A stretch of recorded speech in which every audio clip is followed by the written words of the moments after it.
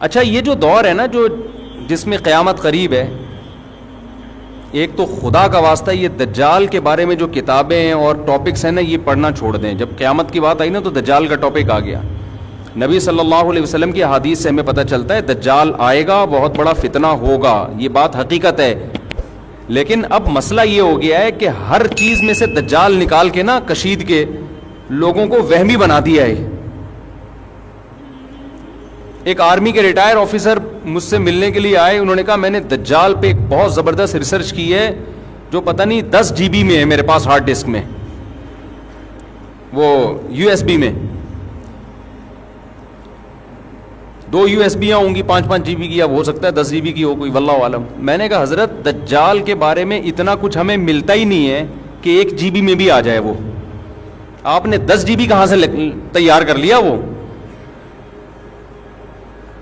تو بہت سے لوگ میں نے پاگل ہوتے ہوئے اپنی زندگی میں دیکھ لیے ہیں کہ اس میں بھی دجال ہے، اس میں بھی دجال ہے، یہ بھی دجالی سازش، یہ بھی دجالی سازش، یہ بھی دجالی سازش، یہ بھی دجالی، یہ بھی خراسان، یہ پھر وہ. بھائی آپ کو حکم ہے گراؤنڈ ریئلٹی کو سامنے رکھ کر آپ فیصلہ کرو. دجال نے جب آنا ہوگا آئے گا، اس کے لیے تیاری ضرور رکھو. تیاری کا کیا مطلب؟ اللہ سے پناہ مانگو، جمعے کے دن سورہ کہف پڑھ لیا کرو بس. ابھی سے آپ اس کے بارے میں وہ کچھ کرنا شروع کر دیں، اس کا نقصان یہ ہوتا ہے کہ ابھی گراؤنڈ ریئلٹی آپ کو کچھ اور کرنے کا حکم دے رہی ہوتی ہے اور آپ دجال سامنے رکھ کر اپنی پالیسیاں چینج کر رہے ہوتے ہو. آپ ہر تھوڑے دن میں یوٹیوب پہ دیکھو کوئی دجال کے بارے میں رپورٹ پیش کر رہا ہے، کوئی سب A to Z غلط اکثر خبریں ہوتی ہیں، اپنی طرف سے کھینچا تانی کر کر کے نا نکالا ہوا ہوتا ہے. جس چیز کو اسلام نے مبہم رکھا ہے آپ اس کو ڈیٹیل میں بیان نہیں کر سکتے. مبہم رکھا ہے، مبہم ہی رہنے دو اس کو. حضرت عیسیٰ علیہ السلام نے جب آنا ہوگا ہمارا ایمان ہے آئیں گے، لیکن ہم نے ابھی جو فیصلے کرنے آج کے زمینی حقائق کو دیکھ کے کرنے ہیں. حضرت عیسیٰ کے نزول کو سامنے رکھ کے نہیں کرنے، وہ آج کے حساب سے کرنے ہیں، ورنہ آپ غلطی کر جاؤ گے. ایک صاحب کہنے لگے میں جہاد کی تیاریاں کر رہا ہوں امام مہدی کے لیے، میں لشکر ابھی سے تیار کر رہا ہوں تاکہ امام مہدی کے ساتھ جا کے وہ مل جائے، ان کو ٹینشن نہ ہو لشکر تلاش کرنے میں. یہ نوجوانوں کی سوچ بتا رہا ہوں. میں نے کہا تو جہاد کرے گا کہاں؟ یہ اسلامی کنٹری ہے، یہاں کرے گا تو امام مہدی کے آنے سے پہلے جو تھوڑا بہت لشکر تیار ہونا تھا اس کا بھی بیڑا غرق ہو جائے گا. ملک میں تم کچھ کرو گے تو ملک اور کمزور ہوگا اور ملک دشمن قوتیں اس کو بھی کھا جائیں گی. کہہ رہے یہی تو پرابلم ہے مفتیوں میں، علماء میں، نہ خود کچھ کرتے ہیں نہ دوسروں کو کرنے دیتے ہیں. ہم آپ کو ایسا نہیں کرنے دیں گے جس سے جو تھوڑی بہت رہی صحیح اسلام کی رمق باقی ہے اس کا بھی ستیہ ناس ہو جائے. آپ کا جذبہ تھا 4 شادیوں کا، منگیتر کو پہلے بتا دیا میں 4 کروں گا، تو 1 ہوگی آپ کی؟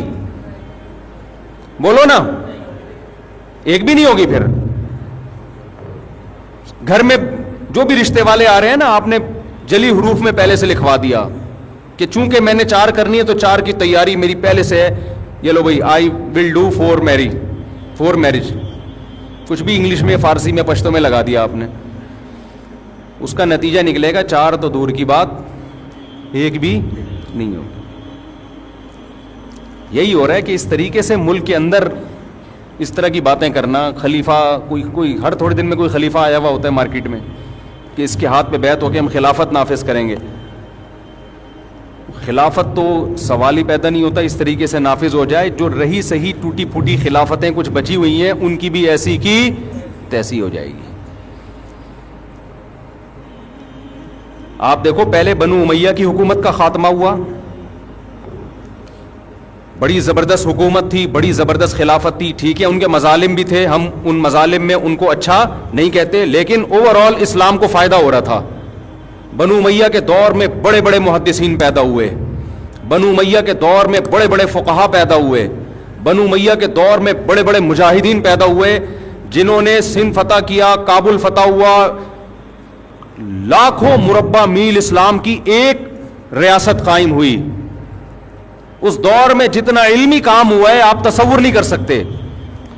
ٹھیک ہے بادشاہوں میں شر بھی ہوتا ہے خیر بھی ہوتی ہے، لیکن سنجیدہ علماء نے منع کیا اس حکومت کے خلاف بغاوت مت کرو، کیونکہ نبی صلی اللہ علیہ وسلم نے فرمایا کہ جب مسلمانوں کا کوئی خلیفہ ہو، بادشاہ ہو، چاہے وہ جبرن آئے، چاہے وہ تلوار کی بیس پہ مسلط ہو جائے، صحیح مسلم کی حدیث آپ نے فرمایا اس کے مقابلے میں جو بھی کھڑا ہو اس کو قتل کر دو، کائن من کان، جیسا مرضی ہو وہ، جتنا ہی نیک ہو، جتنا ہی پرہیزگار ہو.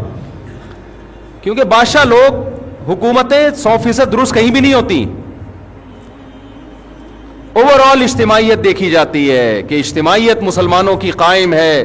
جب بنو امیہ کی حکومت تھی اس وقت کسی اسلام دشمن قوت کی مجال نہیں تھی کہ سر اٹھا کے ہماری طرف دیکھ سکے. ان کو پتا تھا یہ جیسے مرضی ہیں ہمارے خلاف متحد ہو جائیں گے. سمجھ میں آ رہی ہے بات کہ نہیں آ رہی ہے؟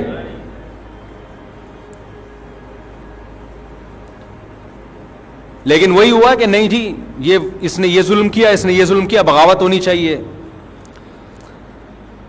جب بغاوت ہوئی ہے اور اس زمانے کے بہترین لوگوں نے بغاوت کی تھی، وہ بغاوت ناکام ہوئی اور حجاج نے پھر جو قتل و غارت کا سلسلہ شروع کیا بغاوتوں کو کچلنے کے لیے، اس میں بڑے بڑے محدثین، صحابہ، تابعین شہید کر دیے گئے. حجاج نے غلط کیا، ہم حجاج کی حمایت نہیں کرتے، لیکن جنہوں نے حجاج کے خلاف مسلح بغاوت کی تھی ان کا بھی غلط ہونا ثابت ہو گیا کہ انہوں نے بغاوت کر کے اچھا بولو نہیں کیا، برداشت کرتے. اس میں اجتماعیت تھی. تو مسلمانوں کی جو فوجیں آگے بڑھتی چلی جا رہی تھیں، نہ ختم ہونے والا سلسلہ وہ بالآخر کیا ہوا؟ رک گیا. تو تاریخ سے جو سبق حاصل نہیں کرتا وہ ان غلطیوں کو بار بار دہراتا ہے جن غلطیوں کی وجہ سے اس کو نقصان. پھر جب حجاج کے مظالم اور زیادہ بڑھ گئے کہ بغاوت کو اس نے کچلا، اس نے کہا نہیں، میں حاکم کبھی بھی بغاوت پہ کمپرومائز نہیں کرتا. اس کے بعد حجاج دنیا سے چلا گیا. پھر اس کے بعد جو نیا خلیفہ آیا، بغاوت دوبارہ ہوئی بنو عباس کی. لمبا سلسلہ تاریخ کا، میں تو خلاصہ آج یعنی ہمیں کیا سبق ملتا ہے اس کے حساب سے بتا رہا ہوں. بالآخر بنو عباس کی بغاوت کامیاب ہوئی، لیکن اس کامیاب ہونے کے بعد وہ برکتیں حاصل نہیں ہوئیں جو وہ سمجھ رہے تھے. ان کا خیال تھا کہ ہم بنو امیہ میں جو خامیاں ہیں ان کی اصلاح کر لیں گے اور ان سے اچھی ریاست قائم کر کے دکھائیں گے. لیکن آگے معاملہ بہتر ہونے کے بجائے کیا ہو گیا؟ بدتر. مسلمانوں کی خلافت دو حصوں میں ڈیوائیڈ ہو گئی. یہ پہلی دفعہ اسلامی تاریخ میں ایسا ہوا کہ دو خلیفہ، اندلس میں الگ خلافت قائم ہوئی، یہاں الگ خلافت قائم ہوئی بغداد میں. اس کے بعد سے آج تک مسلمان کسی ایک خلیفے پہ جمع نہیں ہوئے، آج تک نہیں ہوئے. تو بنو عباس کی نیت بھی بڑی اچھی تھی کہ ہم ظالم حکمرانوں سے حکومت لیں گے اور اہل کو کے حوالے کریں گے، لیکن انہوں نے وہ کچھ کیا کہ وہ بنو امیہ سے بھی 4 ہاتھ آگے نکل گئے.